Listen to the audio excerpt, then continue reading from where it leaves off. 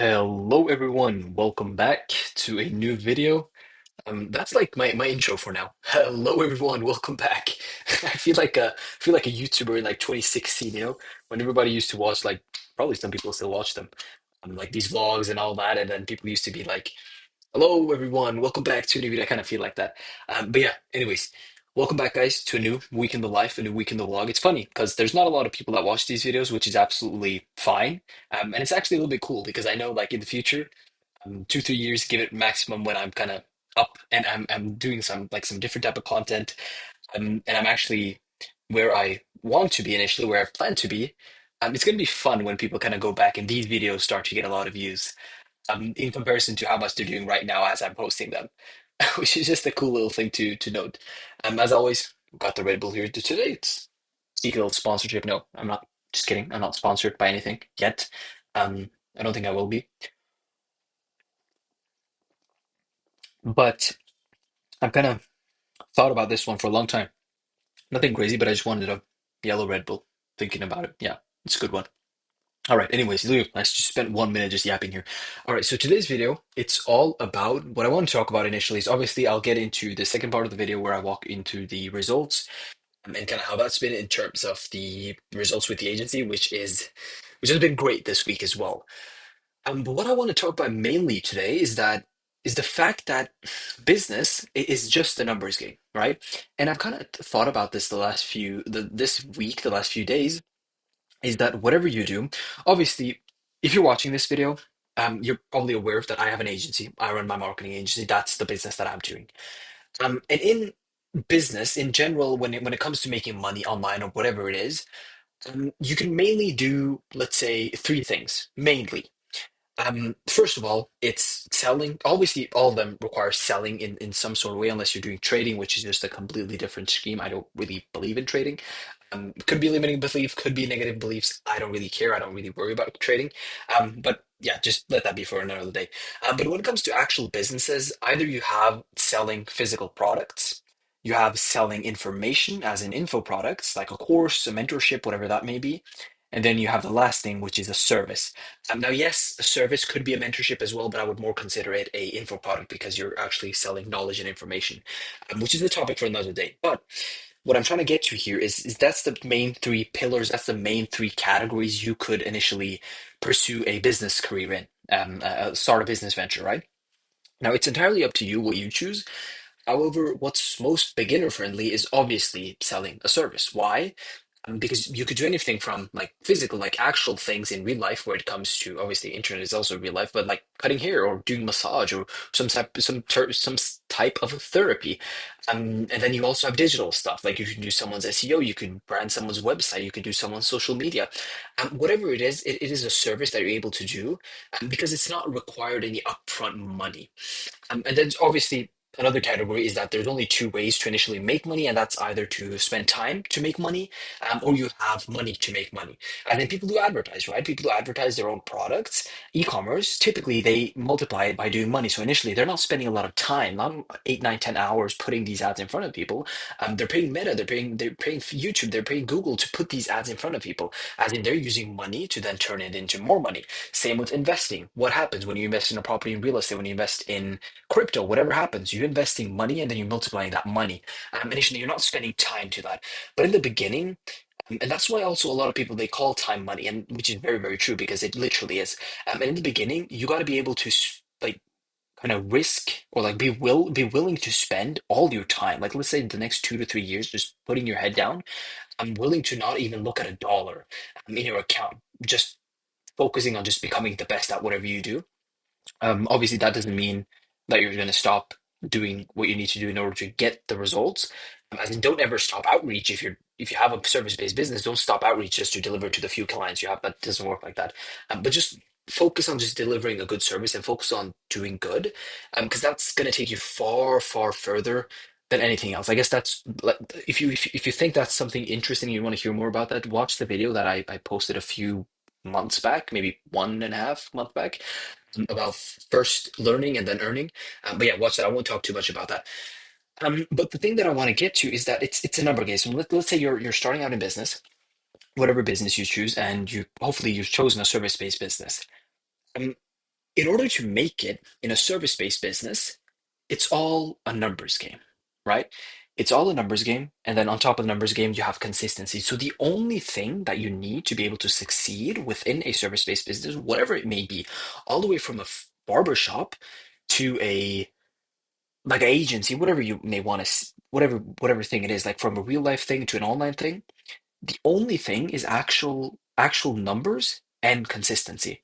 Why? Because the more people step into your barbershop, the more people you cut, the more people hair you give them a fade, you give them a nice haircut, the more money you're going to make. And in the same way, if you keep doing that every single day, you're going to make more money. So you're going to stay consistent with that. So you're cutting more people and you're making more money, which is essentially what a good business is. You're making more money unless your profit margins are extremely slim, which they usually aren't. I don't know about barbers, but that's the point. Like it's all just numbers and consistency. Same with an agency. Like the more outreach you do, the more people you're going to talk to, the more people you're going to talk to, the more people are going to be interested in what you have to sell, the more people are going to see that they actually need something like that. And the more people you're actually going to be able to sell to, the more people you sell to, the more money you're going to make. And it just is a flywheel like that. So it all just stems from this big, big funnel on the top here, which is initially people. So numbers, whatever that may be, it's just numbers. That's what it is on the top. It's just numbers. So whatever industry you're in, whatever thing you're in, like let's say you're an agency just like me. Like the more like I work with real estate agents, right? The more real estate agents I speak to, the more agents I can sell to. So the more people, the more money I can make. And it's literally all just numbers. Because, and I'll give you an example of this when I walk through like the results as well. But initially, what I've thought and what I've put like as a standard, as a goal, is that within March, within this month, I want to hire at least 3 to 5 cold callers. Realistically, I'm probably going to make at least three. I want to shoot for five. And the thing is that why I want to shoot for five is that I don't really need five. I only need three. Literally, I could do more as well, but I only need three. But I'm going to shoot for five because I know that some people they completely fall off or they don't get motivated and they don't do the work that they're supposed to do, which you can't really tell in an interview, but happens in the back end. So that's something I want to make sure that doesn't happen initially. So I'm just going to hire five, and then I'm going to basically just go from there initially. Now, the second thing is that it's all just numbers because I've thought about it myself, right? If I'm spending all my time, like I'm doing cold calls myself, right? If I have setters doing cold calls for me, let's say they're booking, and I did the math on this actually, so I'll put it up, pull it up for you guys as well, and that way it makes sense as well, and I'm not just talking from anything. So let's see here. Yeah, let's say you have three. Let's say you this could even be DMs. Heck, if it's DMs, if it's email outreach, it's a lot easier. It's a lot quicker, because with cold calling initially, you have to find someone one that is good with English because you're calling into the US where like English has to be good, good enough at least. And then also you need to make sure that it's someone that is willing to work on this and willing to work on something that is a little bit more commission based, and also someone that kind of is willing and has this drive to work. And then you have to find people like that, and that's the people you want to hire. Now, let's say, for example, in my situation, and kind of how I've marked this out, right? And it's based on my metrics. Now, some of the metrics that you can't control, which usually just stay the same, are one, your show up rates, which is in my control, mostly, and then also the qualification rate and also the closing rate. So show up, qualification, and close rate. Show up and qualification could kind of fall down on cold calls, but usually based on my own experience when I'm calling, it typically just falls down on like the actual call, like in the prospect. It doesn't usually happen in in the cold call. And typically, when you do find out something in the cold call, let's say, for example, in my experience, if I'm talking to real estate agents and they're like, "Yeah, I just do real estate part time," that's an instant like non-qualification. So it's like we're not. It doesn't even matter. Like we don't want to talk with you because it doesn't make sense. Um, and I guess sometimes that happens. Sometimes they let us know in the call, so it's not something we can control. The point is that there's some things that you can control, and there's some things that you can't control. So, for example, the appointment booking rate of a cold caller that you have is obviously going to be a lot lower than what you have. So let's even consider, because I base this off of pickups. So let's say you had a let's say you're calling, let's say 600 people, you get 66 pickups, and then based on pickups, that's your APR, right? So let's say, for example, for me, and I'm going to show you this guy as well. Like this week, it was around 12 to 15%. I was hovering around that, so I was very good on the phone initially. And that's kind of my average, right? The KPI is usually 7.5%. So you need to be above that. And I was double above that, which is very, very good. But initially for my cold calls, I don't expect that, right? So let's say even if they work and they did 3 hours of calling every single day minimum, that's at least 200 calls because you can pump out at least like 65 to 70, depending on how quick you call and if you double dial or not. But 65 to 70 calls per hour,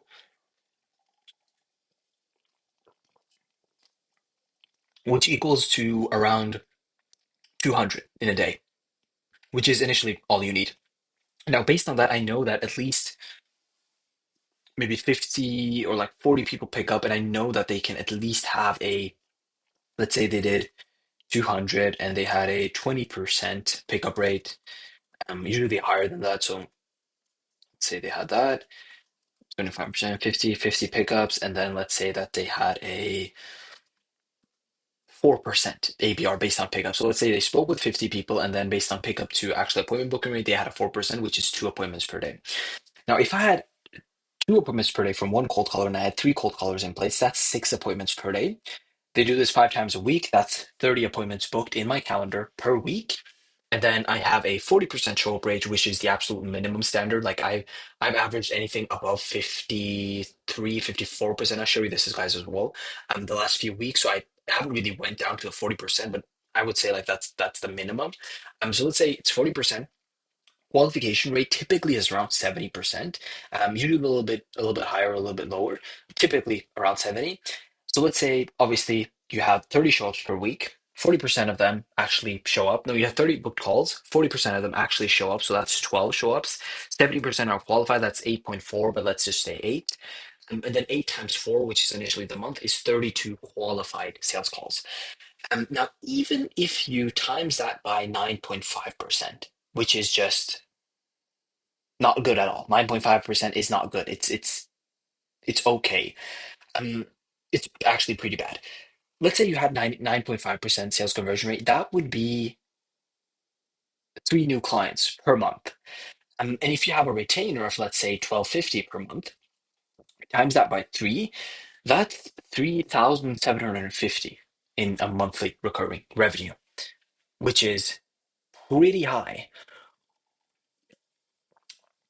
It's almost $4,000 in monthly recurring revenue. That means that if you keep going like this for 3 months, you're at 12K a month. If you do it for 2 months, you're at 8K a month. You're almost at 10K after 2.5 months.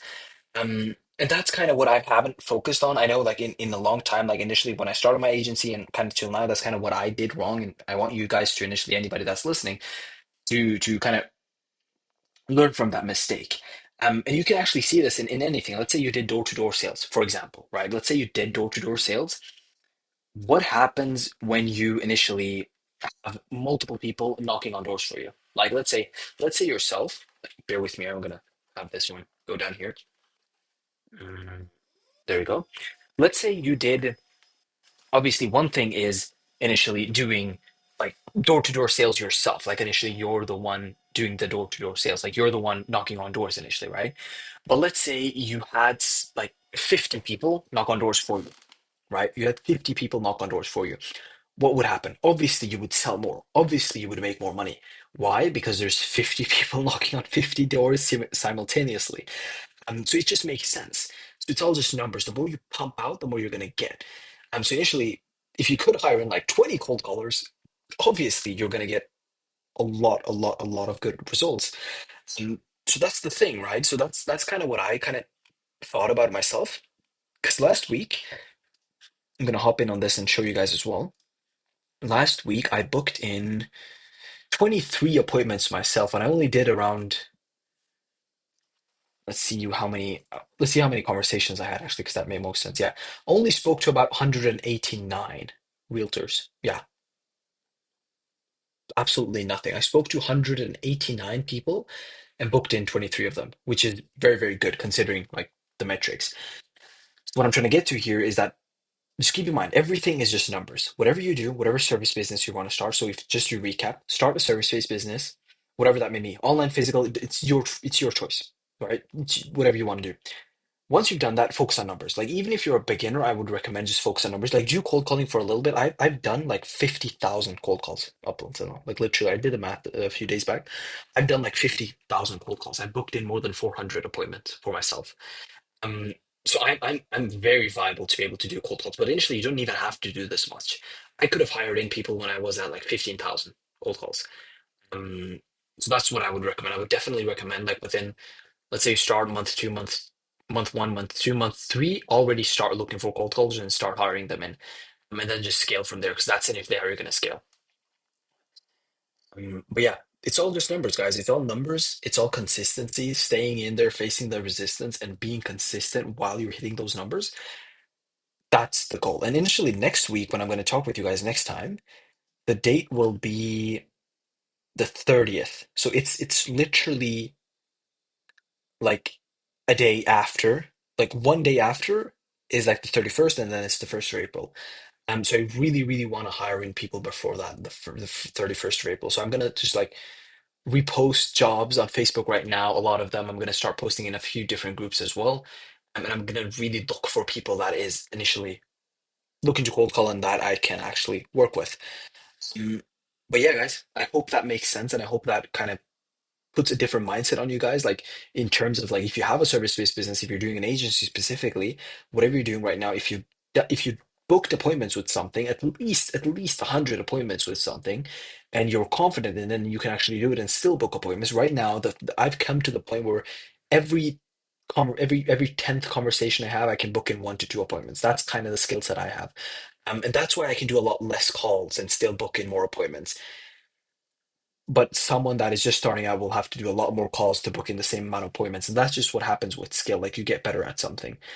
Um, but yeah, definitely would advise you guys to do that. Look into something where you can like try to just pump out numbers as much as possible.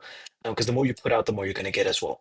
But I will walk you through, guys, like the cold calling results and also the show up results. So I can actually show you guys kind of how that was this week. And then kind of we'll just wrap it up there, and then we'll go in and talk next week about how that goes. So I'll go ahead and hop over there, and it probably just going to transition me into that. But yeah, see you guys on the other side then. Yo guys, welcome back to this part of the video. Now, let's go ahead and talk over the cold calling results and then the show rate results, which I'm going to mainly talk about. I didn't sign on any clients this week, but we did book in a lot of appointments. So let's go through that. Now, obviously, this week, you guys remember, this was last week, and initially this week, I told you guys, if you remember, if you go back to the video, what I said is that I'm going to get at least 20 appointments booked next week, which is initially what I did, actually 23. But I'll go through that as well. So what happened was that I've put myself a minimum of 2,500 calls per week, 25 to 5,000.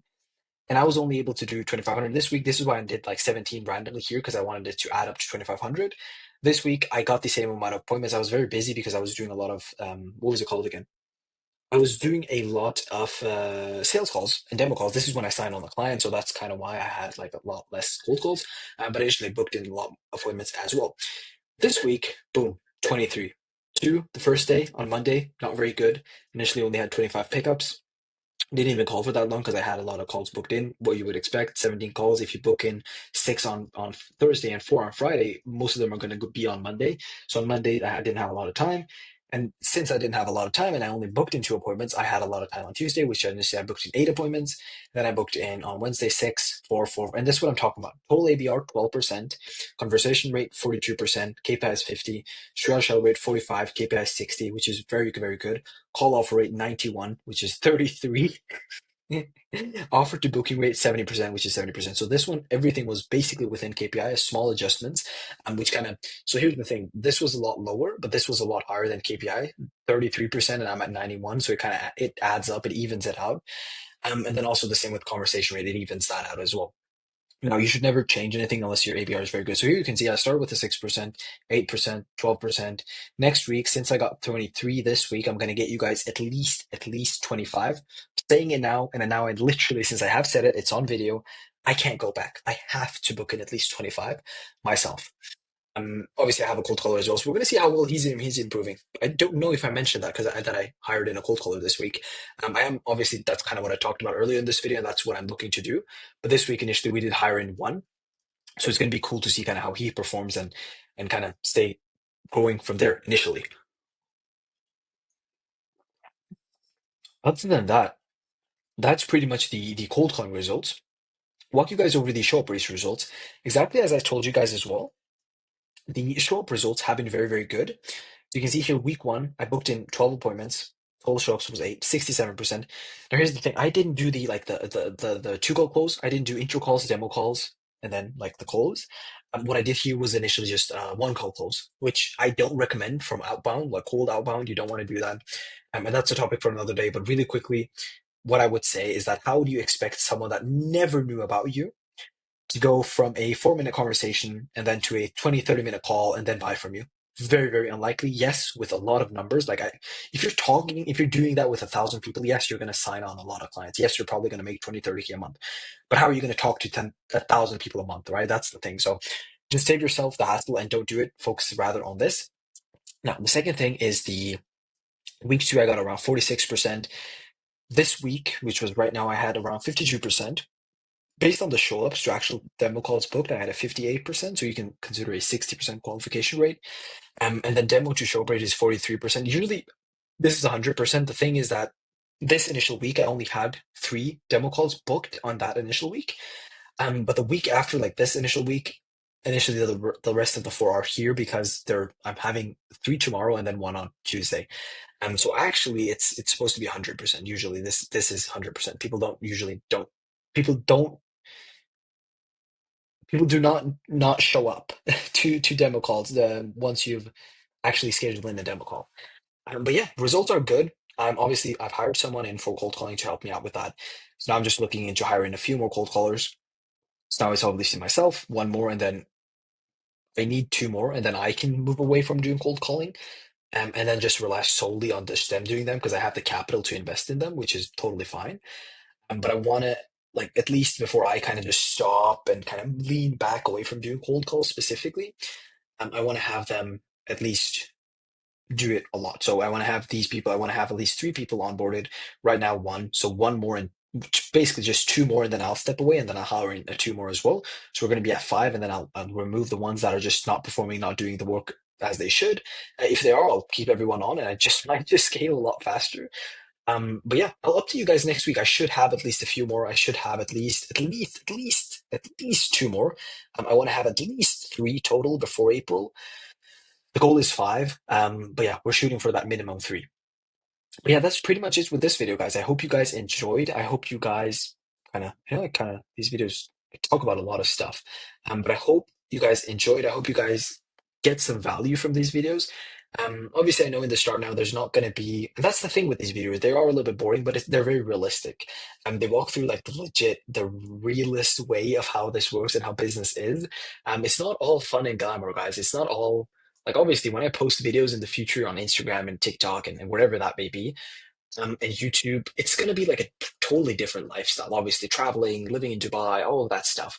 I mean, it's going to be fun watching back to these videos because this is how it actually starts. Like even like this position I'm in, this could be in this position for 2.5, 3 years, man, before even seeing some site good success. Yes, I made some money with the agency, but right now I'm just focusing on just getting better. Um, that's the thing. It's going to be cool to kind of see that and compare that. But yeah, this is the realistic thing. This is what if you ever embark on a journey like this, which I hope you do, this is going to be the reality. You're going to spend your time in your room, hopefully with some coffee, if Red Bull. Right now it's Ramadan, so I'm fasting, but right now it's 1, 2 a.m. in the morning, so I'm not fasting right now, obviously. Um, but yeah, it's crazy, guys. It's like this is the realistic part of the journey. That's all about this. That is what this channel is all about. Just talking about realistic shit. Yes, these are 30 freaking minute videos. I don't expect anyone to watch through these. And I don't know why you would. It's honestly just mainly for myself. I mean, obviously, I am providing value out there, so hopefully, some guys do get value from it. But I don't have any intention of selling anything right now.